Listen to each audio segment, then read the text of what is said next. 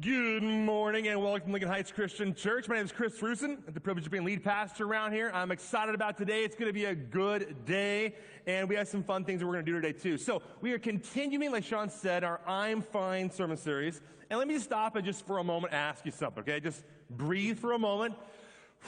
Don't answer out loud, but here we go. How are you doing? How are you doing? You know, it's a question that we'll get from time to time. I know that I'll ask that question a lot. I'll get it asked to me too. And you know what? A lot of times, again, we get the short answer, I'm fine, or we get something more. And even this morning was an example of that. So here's my routine, okay? Every Sunday morning, I go through Starbucks off of Bethany Home and 16th, okay? And I go through the line. I come up to the little ordering spot. They ask me what my order is. They always ask me, how are you doing? I said, I'm fine. Then I ask them, how are you doing? They're like, thank you for asking. And I'm like, okay, we did our little social thing. And then I order my order. And here's my order. In case you want to write it down, it's really important, okay? So it's a venti, it's a blonde roast, okay? Venti blonde roast with steamed almond milk and 1 sugar, all right? I have to steam almond milk because the real milk gives me the toots. Anyways, okay, so besides that, I get I order the egg bites, ham and cheddar. I get a venti ice water. I make my order happen. I get through that line, and Starbucks is quick and all about getting you in and out, okay? But today was unique because something went wrong with the steamed almond milk. So they hired a new gal too that I've never met before. I usually know all the employees, and she just like she's like, hey, I'm sorry, it's not ready yet. I'm like, that's okay, it's all right, you know. And then all of a sudden I knew it was coming, the awkward moments where she felt she had to kind of extend and draw the time. So I go. She goes, well, how are you doing? I said, I'm doing great. How are you doing? And again, it's natural. How are you doing? And she goes, I'm so glad you asked that question. It's just been a rough day, you know? And she just goes, starts stuff. First of all, I got here late, you know, I wore the wrong outfit, I had the wrong pants, and I was like, oh my gosh, you know? And then I get to work, and right away I give the person the wrong order, then after that I spill the coffee on me, it ruins my pants, and it was just horrible, and I'm just thinking, oh God, here we go. So anyways, it's been a really tough day. And she actually leans out the window and says, I'm just so glad you asked me that question.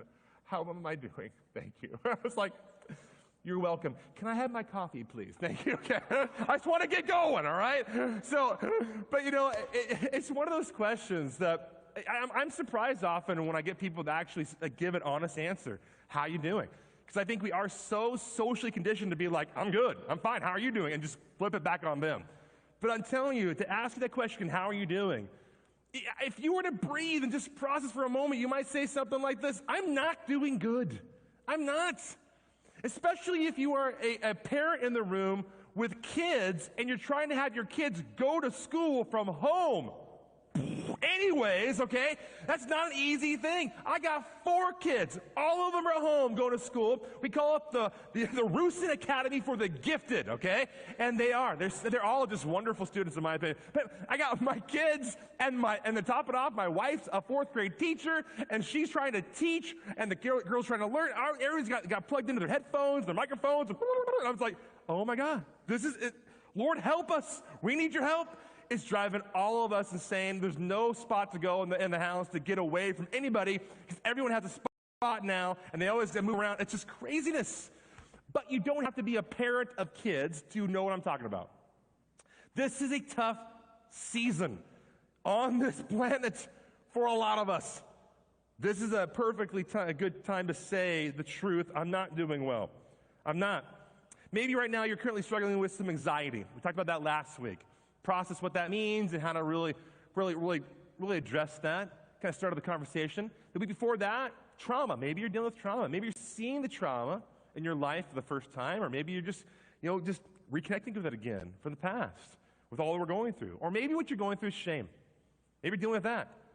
Now, it's certainly easy to feel and go through shame right now, especially with all the crazy chaos. What sometimes I know I tend to do, and we tend to do as people, is kind of try to revert to some things that we shouldn't be doing. You know, old habits that are not that healthy. And all of a sudden we find ourselves going, man, I thought I got through this, and all of a sudden it's coming back again. These things that are just like not best for us. And then all of a sudden shame can find its way in. Beating yourself up, feeling bad about who you are, feeling bad about what you're doing, all these type of things. And all of a sudden, what creeps in so subtly is this thing called shame that pins us down. Brene Brown, She is a research professor at University of Houston. She gives this definition. She says, I define shame as the intensely painful feeling or experience of believing that we are flawed and therefore unworthy of love and belonging. Something we've experienced, done, or failed to do makes us unworthy of connection. You see what shame does? It leads to us feeling unworthy of connection. It gets in the way of us being real with other people. Also, Thomas A. Fergus, professor of psychology at Baylor University, he says this: there is a connection between shame proneness and anxiety disorders, such as social disorder and generalized anxiety disorder. I mean, this connection he's drawing between, having the shame, and then you're also in panic to go out in public and really interact with people. Why is that? See, there's something about shame that causes us to just disconnect. See, Psalms 69, 5, 7b says this: "O God, you know my foolishness," the psalmist says, "and my sins are not hidden from you. Shame has covered my face." This is the thing about shame. It causes us to hide. Hide. We try to hide from God. We try to hide from others. And what we end up doing is putting up this kind of like this fake personality in order to just kind of create some distance and protect ourselves. And it's dangerous. And it robs us of the connection that we need. This shame stuff is real. In fact, it made the list of our top 5 mental health subjects that we're discussing through this series. See, the purpose of this I'm Fine series is to bring some attention to the subject of mental health and how Jesus can help.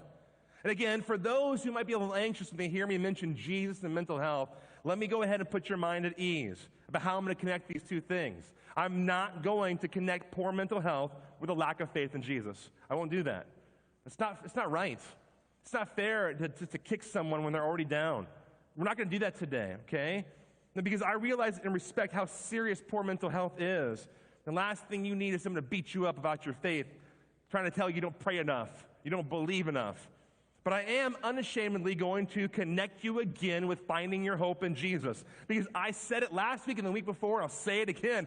I believe Jesus is the umbrella answer to the problem of poor mental health. In your life, in my life. He is that umbrella answer. What does that mean? It means Jesus first. And things like therapy and even medication second. Jesus first. What do you mean by Jesus first? Well, because you put Jesus first, you invite him to be a part of the therapy, a part of even the possible medication. Friend, I would never encourage you to see therapy and medication as something separate. We don't go ahead and chunk out these slices into our life, and we tend to do this. We tend to categorize so many things. We'll say, well, it's my therapy. This is my physical health. This is my community. This is my mental health. All these little slices, and I get that, but understand this: Jesus is not a slice. He's in the whole pie. Amen. He's in the whole pie. If you'll let him. See, he's already there, but it's about you and I seeing him there and inviting him to be a part of the process of things like therapy and medication.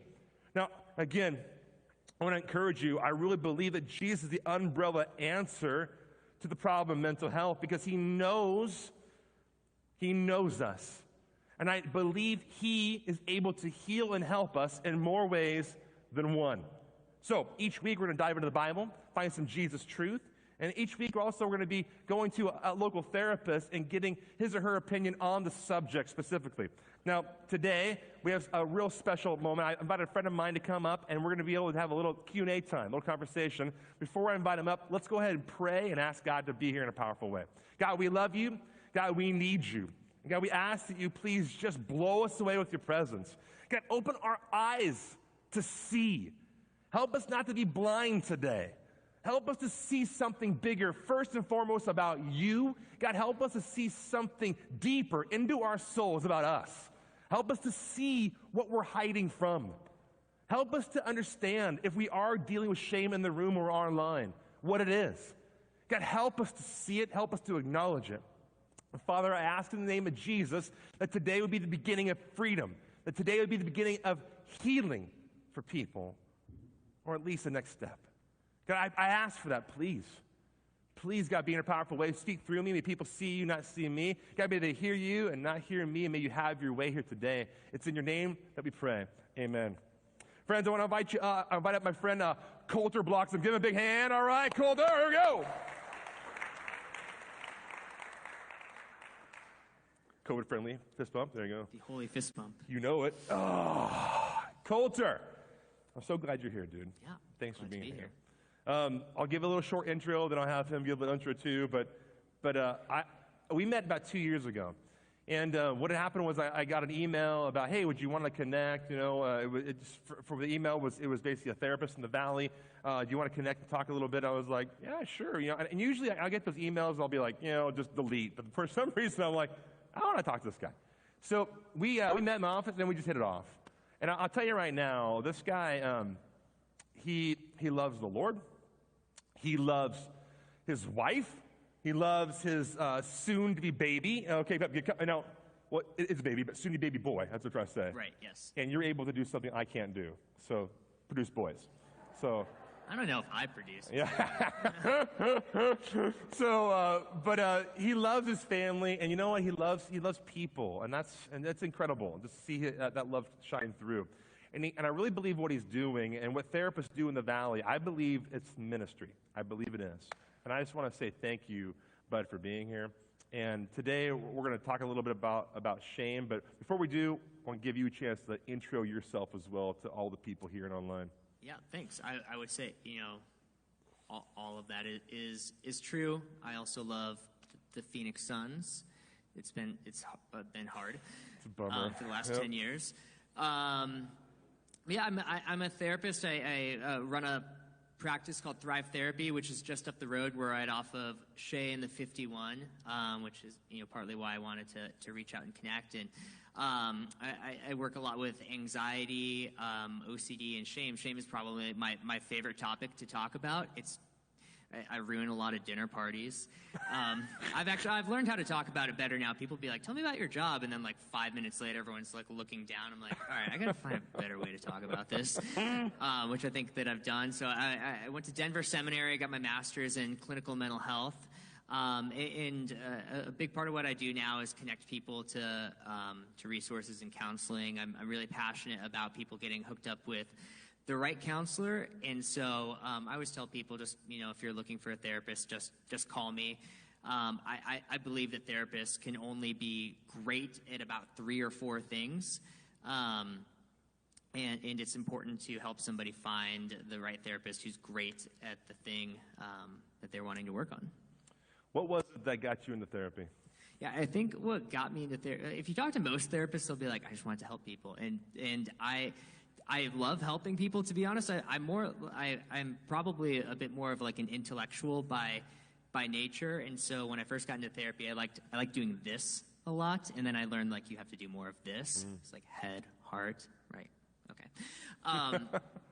And so I like helping people. I like solving problems. Like I think that a lot of therapists, like if they weren't a therapist, they would be in some sort of other helping profession. Like I probably would have gravitated more towards like science or something else in the medical field. So I really like solving problems. But I love people. I love talking, and so I like helping people solve their problems. And I also like really kind of like the heavier stuff as well. And so I love having people come into my office and say the phrase, I've never told this to anybody before, but and just kind of like sitting in that with people. So I believe that's kind of what God has built me for. And yeah, I guess that's kind of what led me to it. It's great. I'm glad you're here. And speaking of problems, okay, I had a few questions that we're going to talk about, specifically the problem of shame. So the first question is, how would you define shame, and what separates shame from guilt? So I have a very simple definition for this. I always like to ask people this question when they come into my office, which is not fair because it's not one of those like every answer is right. I will just tell people, I'm like, there is an answer to this that I'm looking for, but I want to see what you say. I don't know, maybe I should stop doing that. It's kind of mean. But the simplest way to say it is guilt is I did bad and shame is I am bad. So very simple distinction there, but very important distinction, because guilt is healthy for us to carry on some level. Like, all of us do things that hurt other people, or bad things. And but shame is unhealthy and is toxic, because there's nowhere to go. It's just, you just are this now. Like, that is your definition. So there's really nothing to do unless you just want to accept that, like, oh, I'm fine being bad. But most of us don't want to accept that, and so we have to appear as something different. So simple: shame, I am bad; guilt, it's bad. I love that definition too, and it's short and sweet. And I used to I just really process shame and guilt through this lens of like the first two letters, the first letters of the words, like a G and the S. So I would kind of guilt as being something that's good that actually God uses to help kind of get our attention and say, hey, that's not great for you. That's not something that's good for you. And then it's something again that we've maybe done. And then shame is a whole nother level. And oftentimes, I remember for me personally, I would combine the two and make them be like the same thing, but they're different. See, shame is not, like we say, it's not that I did bad, it's I am bad.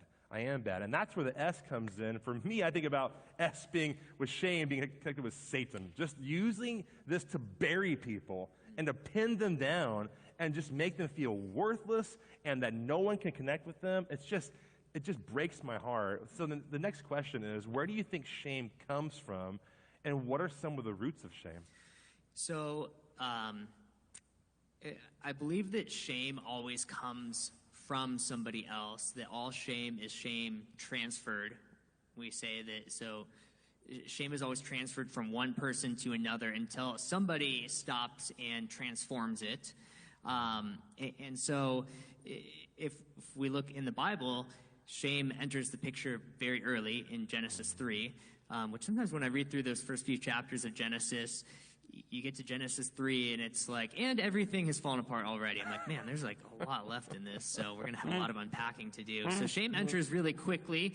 And I kind of like to think of like, what would have happened if they hadn't hid? Because that's the first thing that shame causes us to do, is it causes us to hide. That, oh, I did something wrong, or there's something wrong with me, so I have to hide. But what would have happened if that didn't cause us to hide? And so I believe shame always comes from somebody else, because that's not our nature to just believe that we are bad. And we talk a lot about these messages we receive as a child, because when you're younger, you have less of a sense of self and a sense of others. That as an adult, if you're driving on the road and somebody cuts you off and flips you off and calls you a bad word, you don't say, oh my gosh, I suck, I'm awful, or I have a problem. You go, what's his problem? Like, what is going on for him? Like, that is something that person is dealing with. When you're a kid, you don't have the sense to do that. So if a peer or a parent or somebody else shames you, you receive it. You kind of like, oh, I will take this and now recognize this as my problem. That's interesting, the whole idea of shame being transferred. I was reading this week too about it almost being like it's contagious. It's like this horrible, deadly virus that we pass along to one another. And I can see it. I can see it happening in my life too. I can see it being from, just from other people's shame, feeling bad about themselves, projecting onto me, and then I also do the same thing, projecting onto other people. It becomes this like domino effect. And just needing to break the chain is so important. Let me ask you question number 3. What's so dangerous about shame, and what kind of impact can it have on our lives? Yeah, so I think the most dangerous thing about shame is how it causes us to hide, and it causes us to try and appear a different way than we are. And so I a lot of times go through this model with people on the whiteboard. And we'll start off with a small circle, and we'll say, this is like your core self. This is who God designed you to be and what he says about you. And so that image, I always like to think of is if any of you know a 4-year-old in your life, if you have a kid that's 4 or grandson, niece, nephew, friend that has a 4-year-old, whatever, that I think being a 4-year-old is like the best version of ourselves that we can ever be. Everybody should be trying to get back to how they were when they were 4 years old.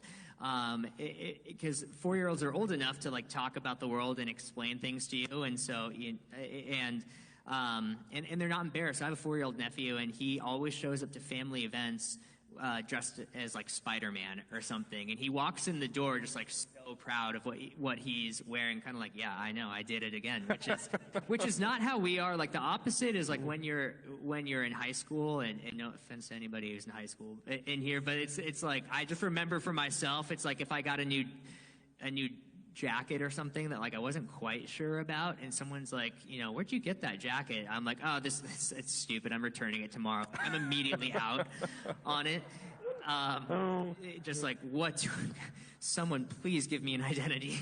And so and that's because 4-year-olds do not feel shame. They don't judge their emotions, and that's why you see 4-year-olds running around. They're laughing, and then they fall and they start crying because they're like, yeah, now I'm sad, and that's what I'm experiencing. But at some point, we learn something that says it is not okay to be yourself, and we call that shame, that there's something wrong with you. There's something bad about you, that dressing as Spider-Man is stupid or inappropriate, or you want to be the center of attention. There's something wrong, and so we have to start appearing as something different. So we have that first circle of our core self. We'll draw another circle around and call that shame. And we don't like how shame makes us feel, because it's going to create disconnection in our life, and so we'll draw another big circle around this. So we're getting very far away from who God designed us to be, and we call that the false self. And the reason that's important is because we sacrifice true intimacy when we are the false self, because I no longer ask you to connect with me. I ask you to connect with something that I've kind of constructed over here that's like, this is Coulter. He is, he's smart and he's funny and has everything together, and what do you think of him? You're like, I think he's great. Like, yeah, he is great. I would think the same thing, but it misses out on so much of who I am. And so I think, a huge part of all this work is just being aware of how we do this, and how we try to appear different from who we are. And I'll notice myself doing that sometimes. If I'm starting to feel insecure or something, I'll like slide in my I have a master's degree or something. Like, oh, how'd that make its way into conversation again? So people will, think highly of me, so they, whatever thing I'm trying to block, like, don't see this about me. Like, if anybody's thinking I'm not important or something, I'm going to make sure they think I'm important, so I can control this and control what other people think about me. The false self resonates with me big time. It really does. Like, because that's really I listening to Coulter and talking with him and reading some things even recently too. I've been thinking about my own life. Like for me, I feel like I had a good life, and my parents loved me and my sister too. But I constantly felt as a kid, just for some reason, my love was based on how good I was. If I was a good boy, if I was good at school, if I was good at sports, and what I was doing, I really didn't get this till later on. I was constructing a false self. This is the Chris that I want the world to see, so that I can get the protection or the value or the security that I'm looking for. All the while, inside, feeling at the core that I wasn't that great, that I'm not that worthy. Right, and so everybody has shame. That's a super important thing to recognize, is everybody has that. The research shows that if you do not really have any shame in your life, that you are somebody that can't experience empathy. And so it's kind of like, all right, well, either I'm somebody that has a little bit of shame, or I'm a sociopath. So it's, your choice. Well, for me, it was something that God used to lead me to Him. I mean, when I was 13 years old, that's when I came to know Christ. That's when I remember hearing about who Jesus is, what He can do, and how amazing His love is, and hearing that, again, that He died for me on the cross just because of His love for me, who I am, not what I do. What got me to really fall in love with Jesus was that He loved me for who I am, not what I do. He loved the core Chris, not the outside peripheral Chris that I try to project to people at 13 years old. Guys, I'm telling you right now, too, today, it's the same reason why I love Jesus. One of my best questions I love to ask people is, why did you become a Christian in the first place?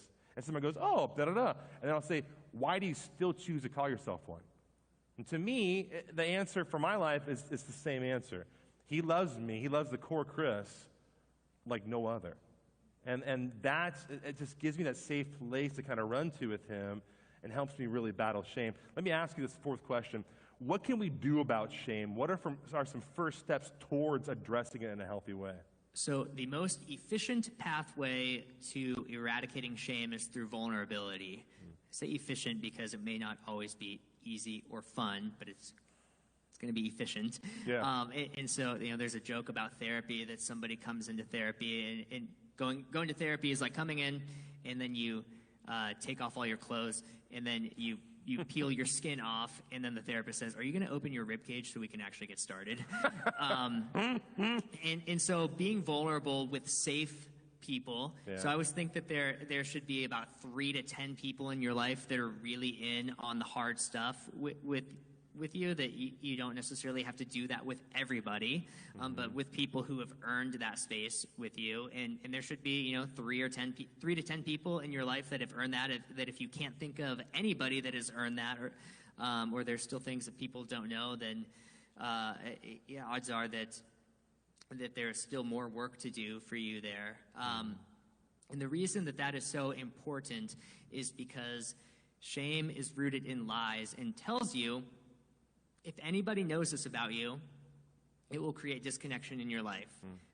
I think we all have something that we carry in the dark, and we believe if anybody knew this about me, it would destroy me. But it's never that thing that destroys us. It's always the fact that we keep it in the dark. So if anybody knew about the porn or the drugs or the affair or what you said to somebody, how you treated your kids, what you said to your wife, the panic attacks, the anxiety, the eating disorder, the abuse, whatever, it will always tell you, if people knew that about you, they would think you were weird, they would think you were bad, they would think, X, Y, Z. And so we keep it in the dark, and then it's further enforced because it creates a disconnection in our life until we show that to somebody in a way that's like, I'm going to show this to you. I'm going to tell you what has happened, what I've been through, what I've experienced, what I've done. And when we do that with safe people, I believe it creates connection in our life. That if we have that moment of someone that they want to connect to us through that, not in spite of that, but with that, like, I will still connect with you.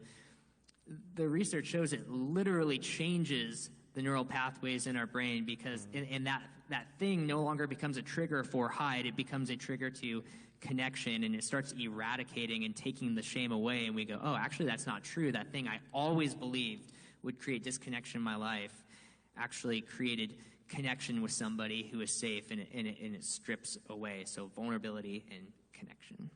That makes me think about, I've shared this before, I shared it here before with you guys, but I had a friend named Kevin Bundy, and Kevin was a guy that I grew up with since like preschool all the way through elementary, middle school, high school. Kevin, he was a friend of mine all through those years. It wasn't until I remember about his senior year in high school that he got diagnosed with OCD. And I had that diagnosed earlier in my life too. And so our moms got us together so we could talk a little bit about OCD and what that means and how to get through it and just things that have worked. And that got us back together in our early 20s. We met like once a month just at Don Jose's to talk about life and how we're doing. And I'll say this, like Kevin, he ended up dying of leukemia at about 25 years old. And it was a horrible, horrible moment for everyone that just loved Kevin. But I tell you what, my favorite memory of Kevin is meeting with him at Don Jose's, and we would do updates about life. And every time, he was one of those guys in my life that was just like I could be vulnerable with and be real with. And I would share my updates, not how we share updates in general. Oh, it's been busy, right? Oh, my back hurts. It's more like real, like ripping out the rib cage, everything, like this is what's going on. And I would share things with him that I felt ashamed about. And I was like, I'm dealing with this and going through this and having these thoughts and everything. And he would look at me across the table. And what I love about Kevin and just people like this, first of all, they don't do this. What? It's like, freaked out about whatever you share with him. He never did that. What he would do instead, he would just sit there, look at me and go, after I was done, he'd go, Chris, that's not who you are. That's not who you are. And to have someone say that to you, to look you in the eye and say, that's not who you are, and to remind me, I really believe Kevin was a guy in my life that could see the real me and remind me of who the real me is. And not in a way that I would, like, he was saying it's okay to do these things, it's fine, and keep doing them, or thinking them or whatever, but more just, Chris, this is who you are. That's not who you are. You are a child of God. And I just love that, be reminded of that. And I love the fact that he was a believer, and he was someone in my life that I could be vulnerable with. And when you said being vulnerable, I thought, that is key. Having people like that to be real with is key to help beat back the shame. Last question. Can you tell us a bit about how shame, and you mentioned this word before, caused us to hide? Yeah, I think that, the biggest thing is that shame causes us to hide because we think there's something fundamentally wrong with us, and we have to look at a different way or a certain way. And just you kept saying this phrase of being a child of God, and it makes me think of a story of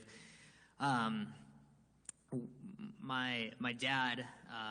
When I was growing up, he started a company, and the company did really well and grew to be a pretty big company. And so I think he started it when I was about 12 or something, and with one other guy. And then, a few years later, they had 10, 15 employees, and then, 25, 50. And then it grew to be a pretty big company to having 1,200 employees at one point. And so, and my dad's a super humble guy. If you met him on the street, you probably wouldn't know any of that about him. And I remember, I grew up kind of watching the company grow, and so it was like very family oriented. But then, started getting big and bigger, and so people don't know everybody, and there are people who work there who don't even know who my dad is. And I remember coming back from Denver one time to go have lunch with him, and I walked. I was probably like 23 or something at the time, so. I walked in, and I remember the person at the front. I walked in. I was like, "Hey, I'm here to see Dean." I think I was wearing like a hoodie and white Vans. I had like a faux hawk and stuff, and so I was super cool. And I walked in, and I was like, "Yeah, I'm here to see Dean." And she kind of looks at me like, "Okay," like, "And you are?" And it was like, she's like, "Hey, what's your name?" I was like, "Coulter." I didn't want to do the whole thing like my dad runs this company, or like it's like I'm Coulter. And she's like, "Okay, do you have an appointment?" Or just like I can already tell she's like pressing some button underneath that's like security or something. and I was like, "No, I don't." And she's like, "What's your last name?" And like, Bloxham. Obviously my dad's last name, and I saw like the eyes like open or something, and like, oh my gosh, like I'm so sorry. And I think of like, I'm in there, I'm wearing like jeans and Vans and a hoodie, and like everyone's dressed nice, and that's why I'm kind of getting screened or something. And I think that this can be kind of like what our relationship can be like with God is that when it would be like me like sitting out front of the office kind of like trying to talk myself into going in, like I can't go in, like I'm not, I don't look good enough, I don't have good clothes on, like people are gonna think that I'm not worthy or something. And then my dad coming out and getting me and be like, "What are you talking about? Like you were just my son, like I could probably like once people know who I was there, like I can just like blow past, like whatever, like I'm the president's son. I can go." And I had never wanted to live out of that in like the worldly sense or something, but I believe like that is who we are with God, is that like we don't have to show up in this way of like, oh, I wore all the right clothes and I said all the right things and I have the status, and so I get to go in. Like he's like, just come in. You don't have to be anything. Just being my son, that's all you have to be. There's nothing else that you have to be. You're my son, you are my daughter. There's no other way that you have to appear. He doesn't look at us and say like, okay, like once we see that you are smart and you are good and that you have fixed all of these things, then you can come in. Like then you will get past the gate. He's like, just come. I just want you to come in. And so he looks at all of us and loves all of us and wants all of us. I think that's a great illustration of the shame game. And I think by the shame game, it's the game that shame plays with us. And just manipulates us and separates us from the closest people in our lives. And that would be a great illustration. That's your dad.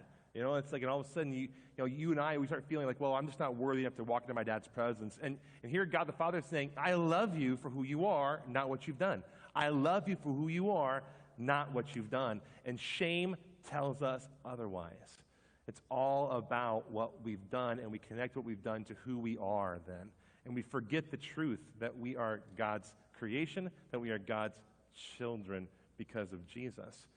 Coulter, I just want to say thank you, man. Thanks for being here. Thanks for dedicating your life to, I really believe, ministry by just pouring into people and helping them and encouraging them. And thanks for being here today, bud. I appreciate your time. Thank you. Awesome. Please give Coulter a big round of applause.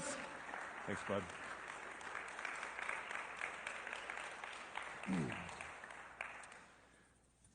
Guys, the big point today is simply this. Stop letting shame name you because of Jesus, you have a new name. Stop letting it name you. And this is the thing. This is the shame game. It will keep trying to give you a name throughout your life. The name of loser, of addict, of just whatever it is that you're struggling with, that you're dipping your big toe into, or you're diving fully into. You'll say, that's who I am. And shame says, yes, that's who you are.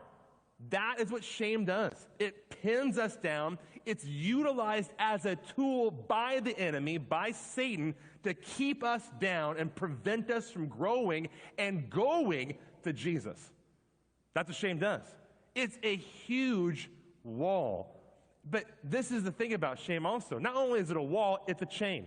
It's a chain that can be just strung out through a person's life and a person's connections.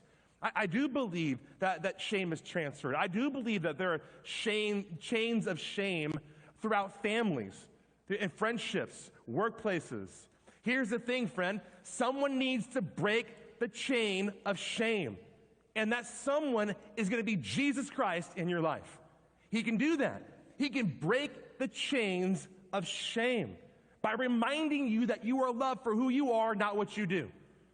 Again, guys, that's the cross. That's the whole message of it. It's not meant to make you feel bad and like you're a loser. The cross reminds us that we are loved for who we are, not what we do. Jesus did not die for you because you're a good person. He died for you and for all of humanity because you are his creation. And he loves the snot out of you.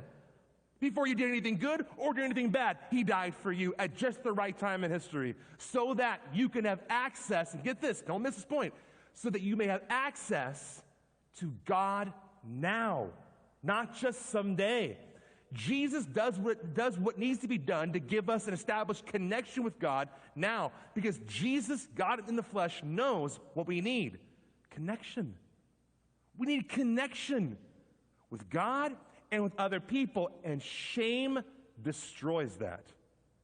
Shame eats away at that. And all of a sudden, you find yourself not being real with your family, not being real with your friends, not being intimate with your spouse, not being close with people at work. And guys, I just want to challenge you. It could be traced back to your shame, you building up these walls, pushing everyone out here, having them get to know this version of you instead of this version of you. Oh, friend, Jesus sees you. He loves you for who you are, not what you have done. And when I say this big point, stop letting shame name you. Because of Jesus, you have a new name. You want to know what your new name is? Here it is: child of God. Amen? That's who you are. And again, because of Jesus, he's given us this connection. And this is why I want to encourage you to invite Jesus into your life. To say, I love you, Jesus. You are who you say you are. You're God. I'm not. You died on the cross for my sins, for everyone's sins, and you rose on the third day. You are God. That's why we need Jesus, for this connection with him and to help us with the connection with other people too. Jesus helps break the chains of shame, because he gives us this example of what it looks like to be of someone to be vulnerable in our life that we can be vulnerable with. Jesus is vulnerable. He modeled that for us. But what he did on the cross, by allowing himself to do that, and here he is saying, here, come to me. come to me. He's not this dad that's standing back going, you big loser. He's saying, come to me. I'll help you. I'll hold you. I'll get you through this. Come to me. And I believe what he'll do, he'll lead us to other people in our lives that we can be vulnerable with as well. Everyone. Again, that's not, everyone needs this help. I believe this connection. But don't feel like you have to be vulnerable with everyone in your world, in your life, okay? Again, like what Colter said, I think find about a good handful of people would be really, really smart for you to do for next step. Challenge, guys. Here's the challenge. Stop playing the shame game this week. Stop playing the shame game this week. Stop letting it manipulate you. Go to God, confess your sin, and receive his grace. Let him just love on you. And finally, memorize 1 John 1:8-9. If you don't have if you don't have your Bible with you right now, get a screenshot of this with your phone. Get a screenshot if you're watching it online. And 1 John 1:8-9 says this, that we all have sinned. We all have messed up. We all have things in our life that is going to lead to shame. We all do. And then what it then says is this. He says, confess your sin. When you confess it to God, he's faithful and just to forgive us and to cleanse us from all the junk, all the crap. That's who our God is. That's how amazing he is. He's there saying, I love you. Come here. I'll help you. And he'll forgive and he'll cleanse and he'll help. Friends, go to God today. And what we're going to do right now is we're going to go to him in prayer and then go into communion. Let's go and pray. God, we love you. God, thank you for loving us. Thank you for being real. Thank you for being good. Thank you for seeing us. God, I ask that you please would help us to learn how to be vulnerable with you first. You first. God, knowing that you are a safe place for us, that you see us for who we are always. You see past the fake facade, the false self that we project. You see the real us, and you love us still. God, thank you for that. God, I also just ask and pray you please help us to be vulnerable with other people, to find that handful of people to be safe with, to be vulnerable with, to learn to be just more and more authentic with everyone around us, so they may see something real in us. And God, I pray that you'd help us just to break the chains of shame, so that we would not let it go into our kids' lives, into our friends' lives, our coworkers' lives. God, that you would use us to encourage people, to build them up, not be a part of tearing them down. God, we need you. Please be the umbrella answer that we need right now to this horrible, horrible, horrible, dangerous subject of shame. We need your help, Lord. In your name we pray. Amen. Guys, what we're going to do in just a moment is go into communion. Before, I want to let you know, at the end of the service, there's going to be a chance for you to get connected with some local therapists in the Valley. Besides Coulter, Bloxham at Thrive Therapy, I have another friend named Kelly McMahon, and she's amazing as well. And you're going to see both of their information on the screen. You'll see it right now, but also at the end of service. I want to encourage you to reach out. Talk to these people. They are amazing. They love God, they love people, and they're real, and they'll help you. We want to help you get connected so you can keep growing through this and growing past it and break the chains of shame. But right now, remember that Jesus broke the chains of not only shame, but of sin. But what he did on the cross. Don't miss this time. If you're in the room, grab the little communion pack at the bottom or next to the chair. If you're at home, just maybe grab something around the house or just be quiet and remember that he loves you for who you are. Him dying on the cross is powerful. He breaks the chain of shame and sin so that you and I have access to God now. Friend, enjoy this time with the Lord. Talk with him. Confess your shame to him or what you're ashamed about. And let him just love you at this moment. Enjoy time with the Lord.